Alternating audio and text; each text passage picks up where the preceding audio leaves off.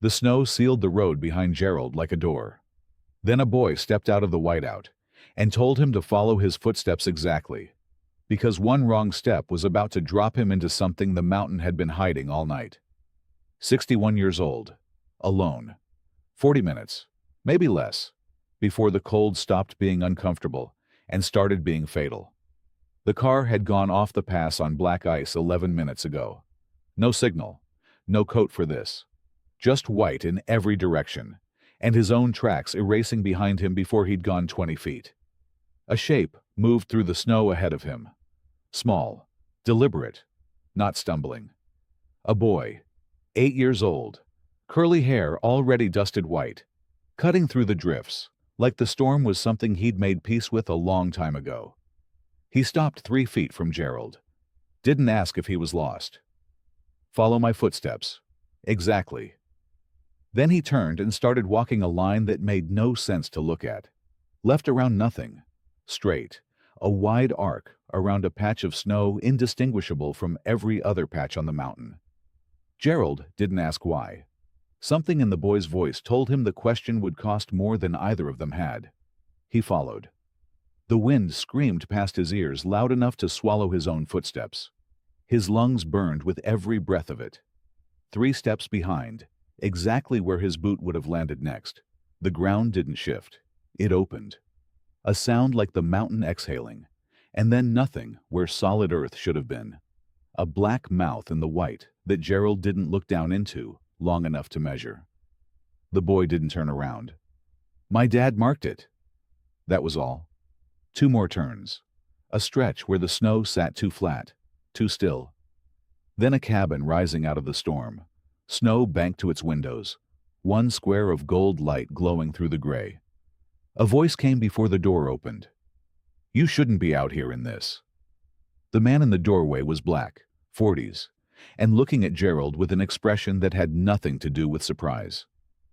You're later than I expected, he said. And Gerald felt something go cold in his chest that had nothing to do with the storm, because he had heard that exact sentence once before. 11 years ago, standing in a hospital hallway, from a man he never saw again. Rehook. A stranger on a mountain just told Gerald he was later than expected. The exact words a man once said to him in a hospital hallway 11 years ago. The worst night of his life. A night Gerald has never spoken about since.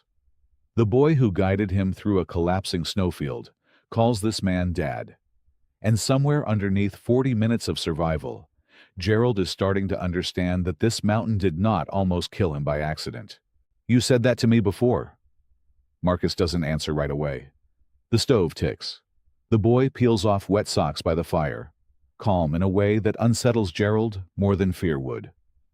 St. Agnes Memorial, Marcus says.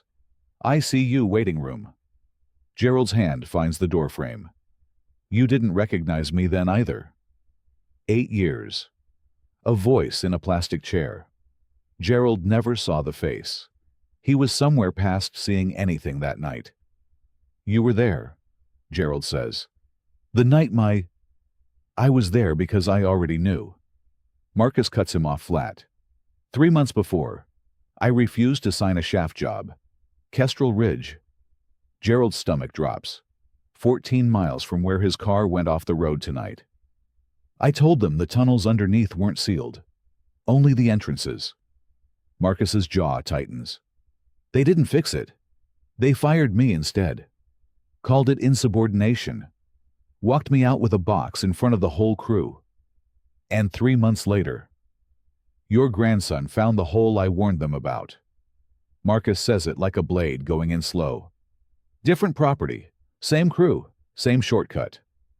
Gerald sits down hard, uninvited, because his legs stop working. I came to that hospital to tell you it would happen again, Marcus says. I left my number with a nurse. Silence. Nobody called. The fire pops. Isaiah doesn't look up. He's heard this before. The way children hear a story so many times it stops being a story and just becomes weather. Who buried it? Gerald says. Marcus pulls a folder from a metal box, soft-cornered, 9 years of handling worn into it. He doesn't hand it over. Dale Reyes. Gerald knows the name. 2 seats down from him. Every board meeting for 6 years. He's still there, Marcus says. Still signing off on the same shortcut. I've been mapping this mountain myself, because nobody else was going to. Gerald reaches for the folder. Marcus holds it back with one hand. There's a second file, he says. Older. Same missing tunnels. Same signature style. Gerald's mouth goes dry. Marcus looks at him, not with anger. Something worse. Something like pity. The worst one isn't the one that killed your grandson. He slides the folder an inch across the table. It's the one you signed yourself. Rehook. Marcus just told Gerald there are 2 falsified files. One connected to his grandson's death, and one Gerald signed with his own hand and has no memory of. Dale Reyes has sat 2 seats from Gerald at every board meeting for 6 years while burying the proof. The folder is on the table now, an inch from Gerald's fingers, and Marcus hasn't opened it yet. Because the moment he does, Gerald stops being the man who lost someone and becomes the man who might have caused it. Gerald opens the folder himself this time. Marcus doesn't stop him. The first page is a shaft inspection sign-off. Whitfield Ridge Number 4. Sealed complete, the summary reads. Underneath it, a signature he has used to sign 1,000 documents across 30 years of running this company. His own. 22 years old. The date. He was 39.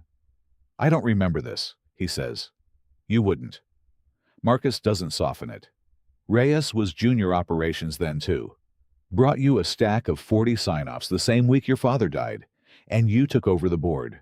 You signed what was in front of you. Everybody did. Gerald stares at his own handwriting, like it belongs to a stranger. He remembers the stack. He remembers Reyes's hand, steadying it on the desk, so the papers wouldn't slide. He does not remember reading a single page. He's been doing this since before I even knew his name, Gerald says. He's been doing this because you taught him it worked. The sentence lands and doesn't leave. Isaiah is asleep by the fire now, curled small under a blanket too big for him. Gerald looks at the boy a long moment before he looks back at Marcus. There's a radio, Marcus says. Emergency channel reaches the ranger station. They patch through to town. Gerald doesn't wait for morning. He gets Dale Reyes on the line at 11:40. No easing in. He reads the date off the shaft report out loud, and the silence on the other end says everything the folder couldn't. I want every sealing file you've ever touched, Gerald says. Everyone. Tonight. Reyes starts to explain. Gerald hangs up before the sentence finishes. By morning, a survey crew is routed toward Kestrel Ridge. By week's end, 3 more properties are flagged. Reyes doesn't survive the board meeting that follows. Not with a folder like that one, sitting in front of every director in the room. It takes 11 weeks to reseal the mountain properly.